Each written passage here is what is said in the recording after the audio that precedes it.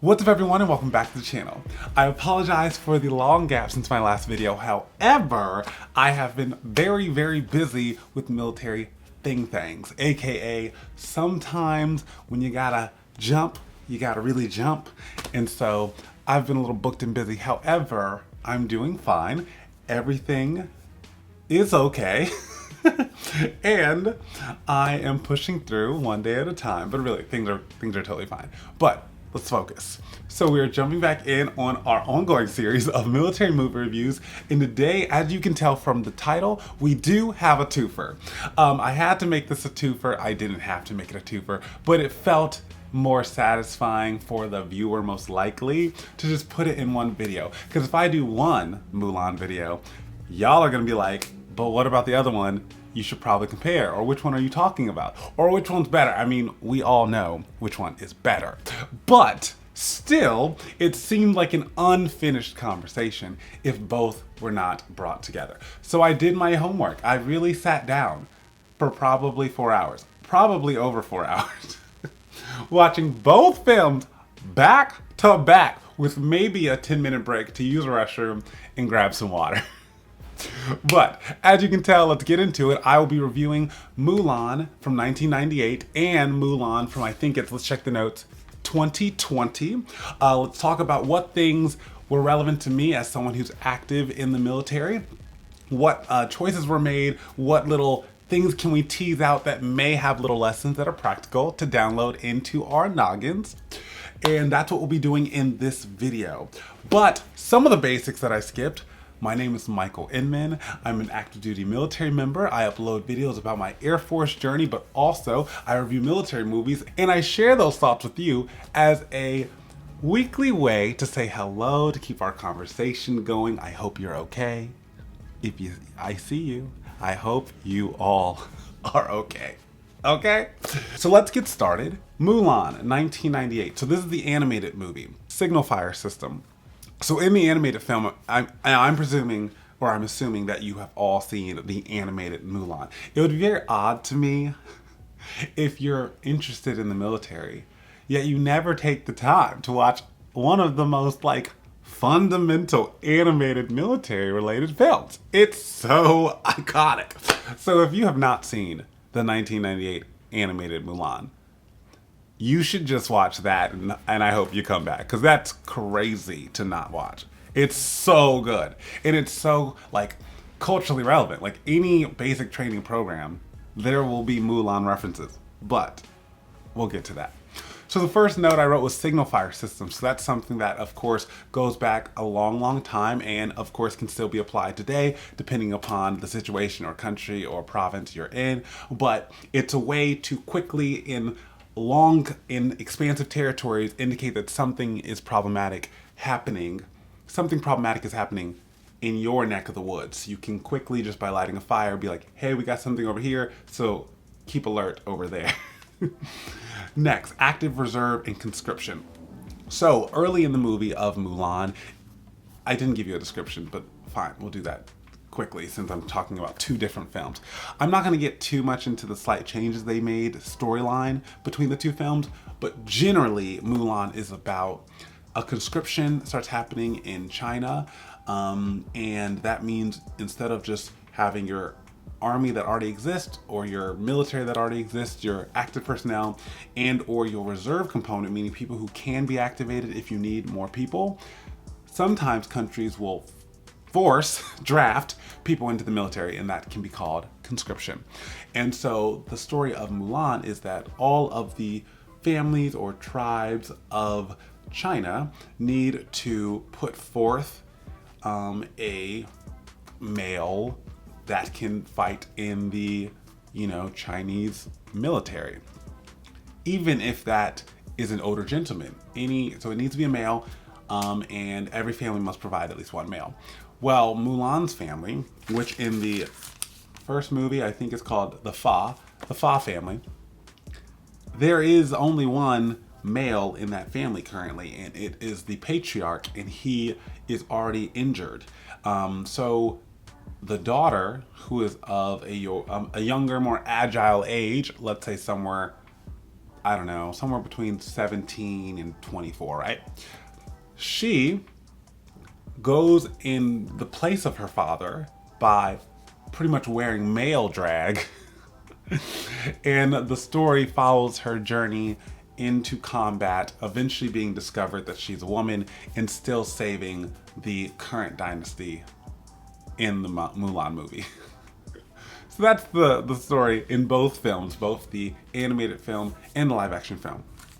So it's just the only reason I wrote this note of active, reserve, and conscription is because it is nice to know, to keep in mind, that yes, the current system in the US is active, reserve, and conscription.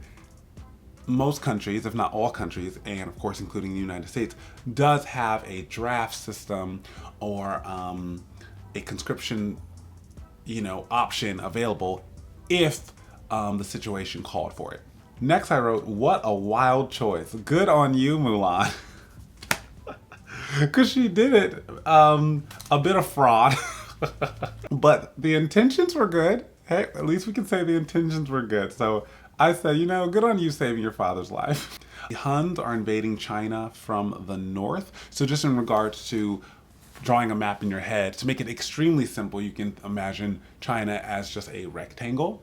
And so just know that the enemies or the adversaries in the animated and the live action film, they were coming from the northern side of that rectangle, just so you have context on where the bad guys are coming from. The recruits are in disarray. So by now in the film, Mulan has joined up with the other conscripts or the people who have been drafted, and the main recruit trainer is kind of taking a gander at what he's got to get in order, and it's looking a mess. It's giving, this is wild. So this might be a little difficult getting them into, fighting shape, but I'm sure he's got it in him. But yeah, the recruits, utter disarray, very concerning.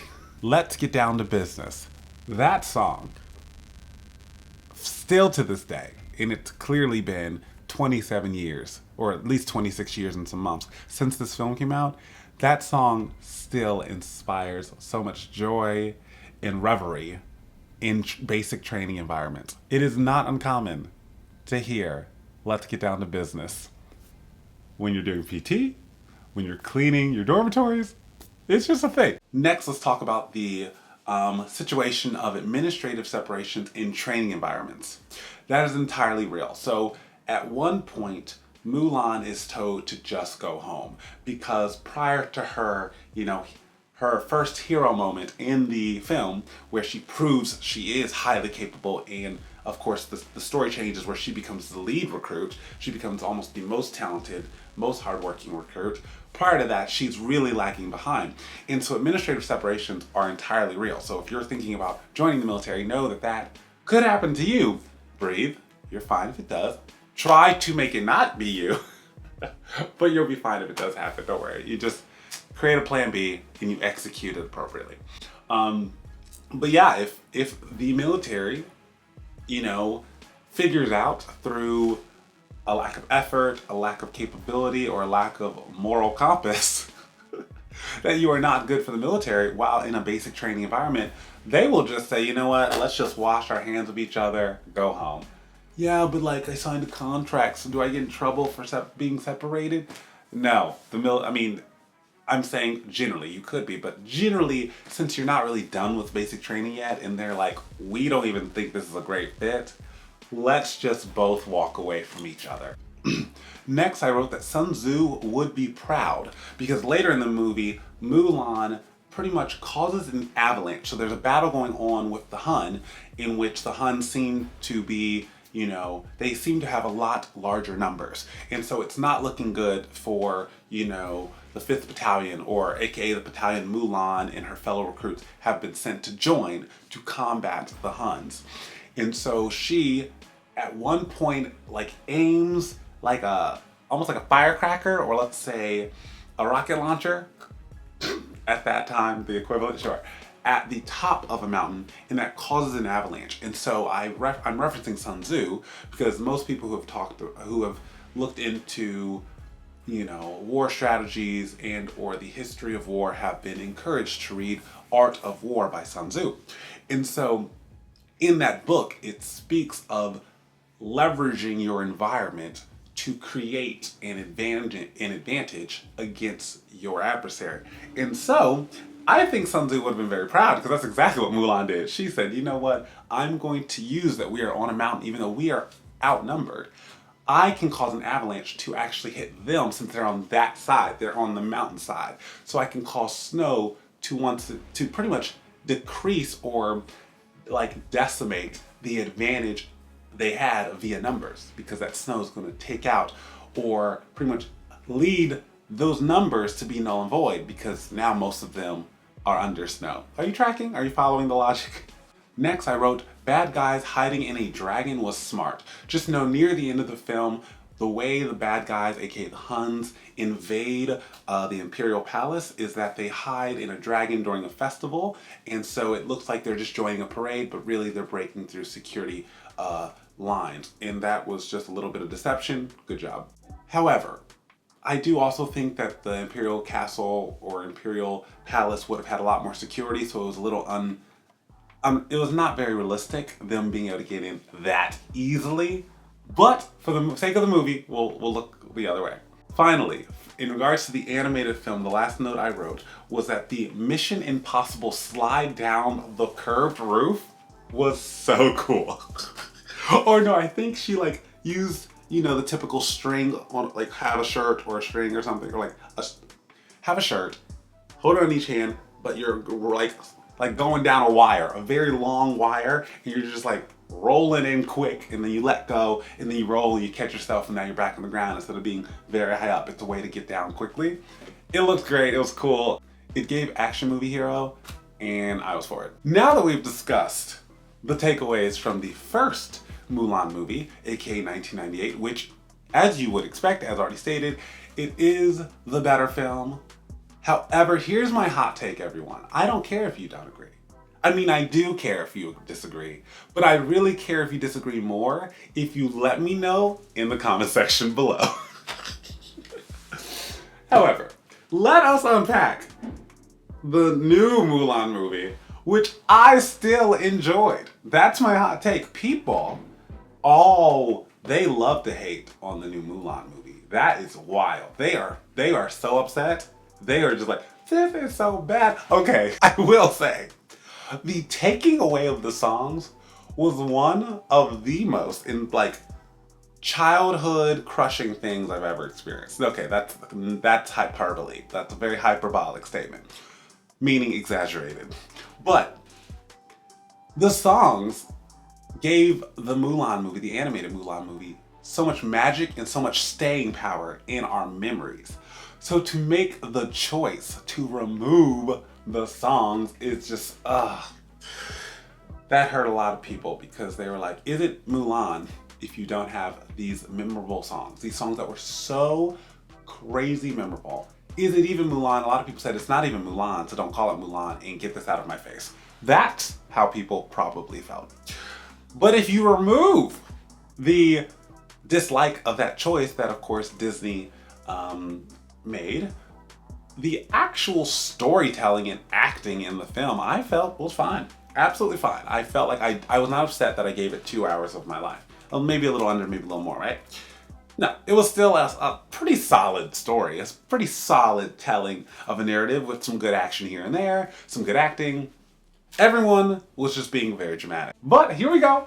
What notes did I take from Mulan 2020? If you didn't watch it, don't worry, I watched it for you. Okay, do I think I would recommend you watching it? No, because you should, if you have to choose one, only exclusively watch the animated film from 1998. But if you choose to watch the new Mulan, I don't think you'll be that upset about it. So, first thing I wrote is that there was a little bit more historical accuracy, I think, in the remake, because that's in the modern world. That's important because you're representing real people, real cultures. Let's, use a little bit of Google. Let's use some, let's call a historian. It's not that hard.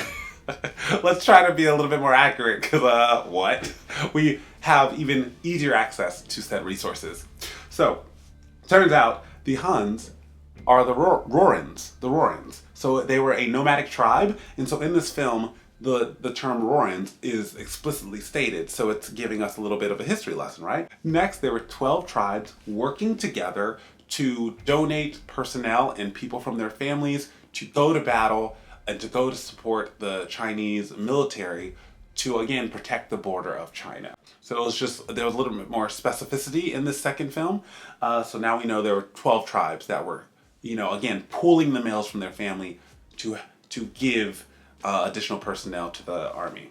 An important quote from the film was that there is no courage without fear.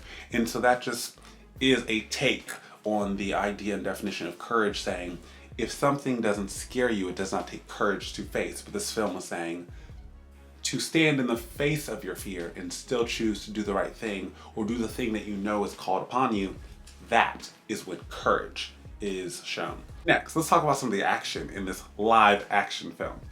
In short, what I want to say is that the arrow dodging scene was amazing. It was very Matrix coded, like it was kind of cool.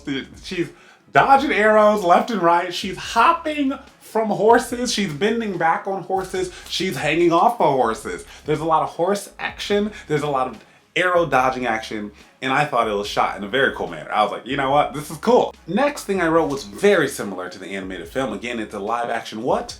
Remake. So there would be way more eyes on the roofs of the Imperial City. Like at some point, the enemies or the adversaries are on the roofs of the Imperial City, but at some other time, Mulan's kind of sort of breaking in, I think. I could be remembering this wrong. But at some point, there are people on multiple roofs and lots going on. And I'm like, this is not subtle. This is the Imperial City. I don't care what festival's going on. You would still have people watching the roofs. It's very obvious to see people jumping all over roofs if it's going on for a while, right? So it was unrealistic to say that all of this roof action could be going on and no one, ring an alarm. Let's not be ridiculous, everyone. Very similar to the arrow dodging, the second to last note I wrote, well actually it's not, it's the third to last note I wrote was, it's the catching the arrow for me. So at one point, Mulan, I'm pretty sure, yeah, it must have been Mulan, an arrow's coming and she just goes, it's like catching a bullet. I'm here for an action movie. If you're gonna make it an action movie, make it actionable, okay? The penultimate comment, AKA the second to the last comment I wrote, was I liked that at the end of the film when Mulan, just like in the original animated film, saved the day and returned back to her village where, of course, her tribe and her nuclear family, they live there, they reside there. When she returns there, eventually the royal guards, or I guess maybe the leader of the royal guards back in the Imperial Palace in Imperial City, they personally bring like some kind of sword. I don't know the significance of the sword, but they deliver the sword to Mulan in front of her family and in front of the other tribes, in front of the whole village. And they make a re-ask, because originally when Mulan saved the day in the Imperial City, the royal, I think the emperor, goes, would you like to join the royal guard? You would, I think, be the first female ever to be on the royal guard. Would you like to join? And she says, I have to get back to my family. I have to return. I love them. I did all of this for them, so I have to get back. So then I appreciated the touch and the intentionality of them honoring her in a very public manner in the place she grew up, and then re-asking. So having the pride to re-ask and be like, we just wanted to ask one more time. It may not have been one last time, but still, now that you went home, you got to see your family, everyone's okay, everyone across the country is proud of you, especially people in your village, they're proud of you. Have you given any additional thought? Now that we've honored you and given you this sword, this sentimental moment to say thank you from your country, from your emperor, have you thought about taking us up on the offer though? So I liked the re-invitation to the royal guard, and in the end, Mulan does accept and becomes the first female and probably the only female for that moment in time on the Imperial Guard. So good on her. Look at her serving her country even more, but now in a way in which she's inspiring others to also consider a career in personal defense. In closing, everyone, I I liked Mulan 2020. I didn't love it because again, they ripped out the soul of the film. I'm being hyperbolic again. So they ripped out the songs and that was kind of sad. And then they had the nerve to sprinkle in some of the notes from the songs as background music, but no words, just like the essence of songs we know. It was like a weird compromise. It gave a corporate compromise. It wasn't like an artistic choice. It wasn't like, yeah, this is the right artistic choice. It was like, no, there's like the meeting in the middle and no one's happy at all. But hey, overall film was fine.